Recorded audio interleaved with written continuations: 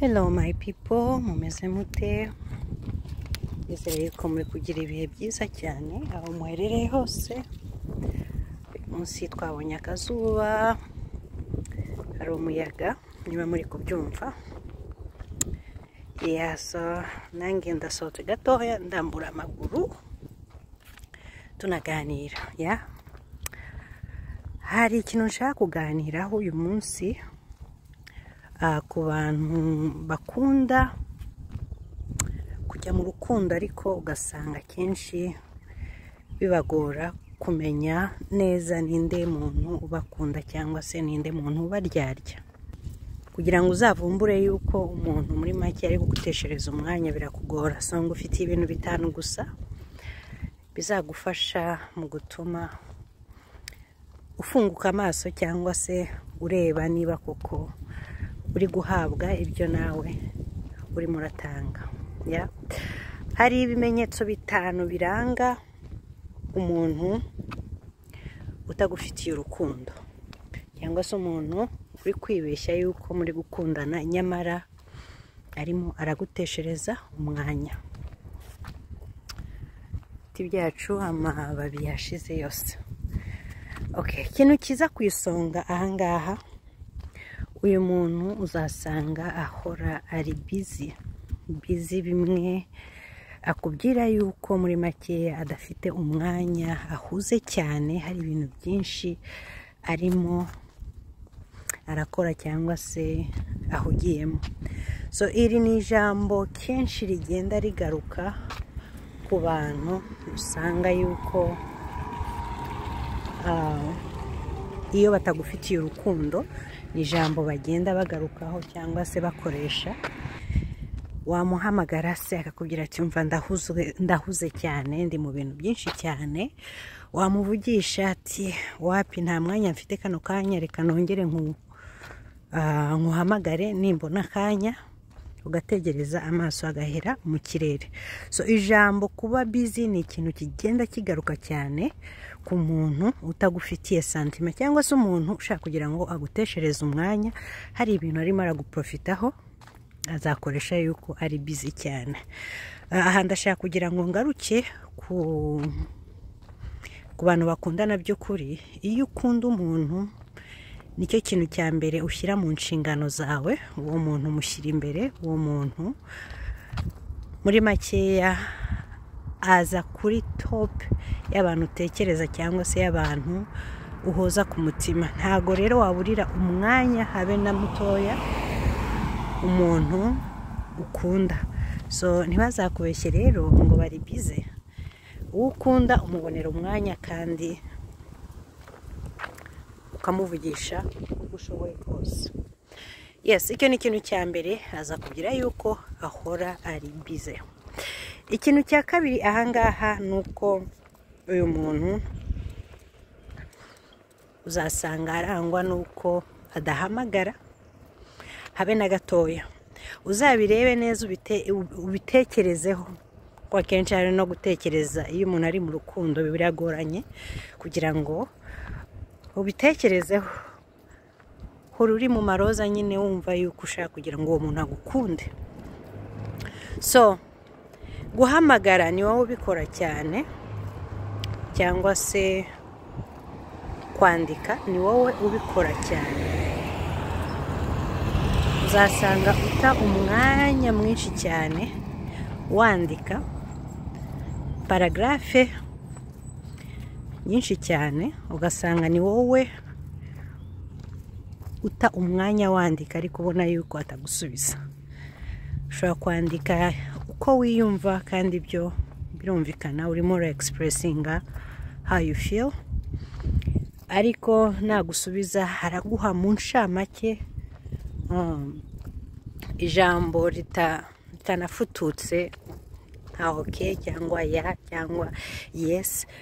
Wowe wataye umwanya wandika ariko ubona yuko mugenzi wawe we ntago abihaye umwanya. Ikindi ahangaha ushobora kuba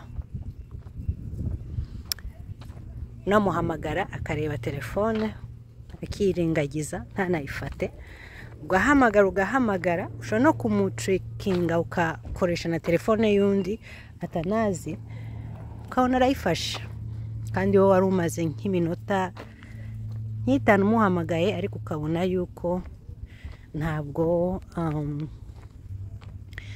arimo arayifata. So icyo rero ni ikindi kimenyetso simusiga kikwereka yuko atagufitiye umwanya. So guhamagara ni gakeya cyangwa se ntago yemera gufata telefone yawe. Gutextinga mu text message umwandikira urabona ko kugusubiza ni ikibazo. So aho ngaho naho ni ikibazo gikomeye cyane, cyangwa se asubiza amagambo magufiya cyane akwereka yuko adafite umwanya cyangwa se atari interest. Yes, ikintu cya gatatu aha ngaha nuko uyu muntu arangwa no kubeshya cyane. Yes, uyu muntu arangwa no kubeshya bimwe ntashobora kukubwira, aho ibiganiro bye ubona bigenda bihindagurikana cyane. Icyo yavuze uyu munsi ntabwo ari cyo ahagararaho, ubona bigenda bihindagurikana, bivuze yuko amagambo ye ntago ahwanye n'ibikorwa y'ibyo yavugaga, right?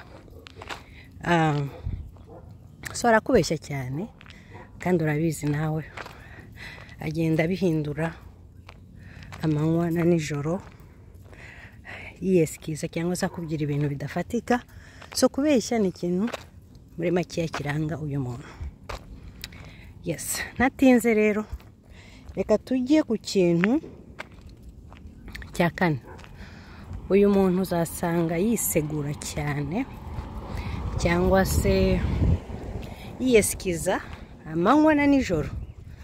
Mbabarire byagenze gutya na gutya, ntago bizongera.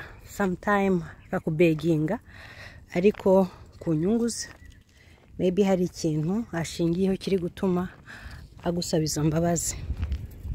So icyo rero nacyo ni ikindi kintu kibaranga, barisegura cyane.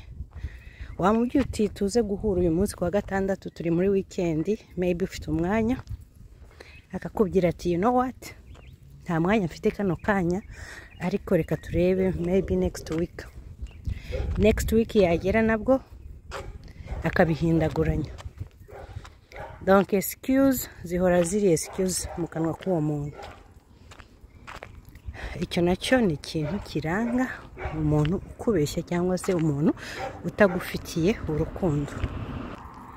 Umwanya we muri make yawuhagararaho kenshi gashoboka, ubona yuko yakwimye umwanya muri makeya, nta rukundo uteganya kuri uwo muntu.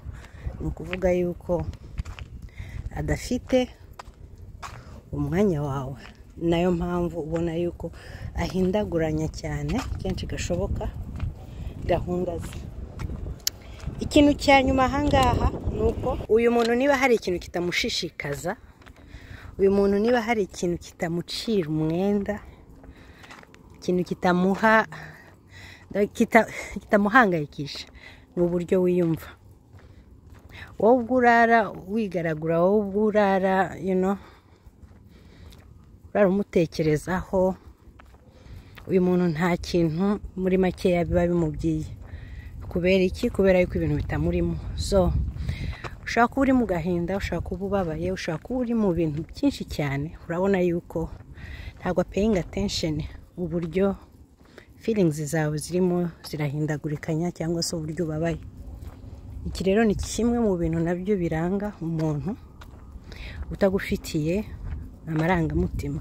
So usanga yuko uburyo wiyumva cyangwa se uburyo umerewe bitamucira ishati, uburyo ubabara iyo mubwiye uti muri make iki kintu wakoze ntago cyanshimishije, urabona yuko nta kintu na kimwe bihindura muri we. Muri makeya ayifata nk'ibintu bisanzwe. So umuntu rero utarespectinga feelings zawe, niba yanakubabaje, niba yanakuhemukiye mu kintu runaka ukakizana kugira ngo mukiganireho ukabona yuko atagihaye importance, icyo ni ikintu kimwe nakubwira yuko kiranga abantu nk'aba ngaba mu rukundo. So ndumva ari ibyo bintu bitanu biranga kenshi gashoboka umuntu ukuryarya mu rukundo, umuntu ushaka kuguteshereza umwanya, umuntu muri makeya ufite icyo ari kugucaho, umuntu ufite icyo ari kunguka mu kuba ari kumwe nawe kano kanya.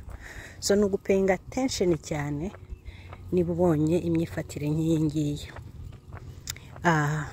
Arashoboka ko hari iyindi myifatire ushobora kuba ubona. Ese wamfasha ukabinyandikira aho ngaho muri comment kugira ngo bifashe abakeneye ibimenyetso byinshi biranga abantu babaryarya mu rukundo cyangwa se abantu batari tayari mu kuba bakundana. Wabitwandikira aho hasi muri comment kugira ngo bize gufasha umuntu uwo ari we wese nawe wifitiye ibibazo arimo arahura nabyo kano kanya. Umuntu barimo barateshereza umwanya, umuntu barimo bararyarya, umuntu barimo baraprofita, umuntu barimo barababaza kuko bagushavuje umutima. Bizakugora cyane kongera kwizera umuntu kugira ngo ube mu rukundo nawe. Wadufasha rero ukatwandikira ibindi bimenyetso ushobora kuba warabonye mu gihe wari uri gukundana n'uwo mukobwa cyangwa se n'uwo musore. Bari kumwe nanjye rero aho gutaha. Ciao, bye bye.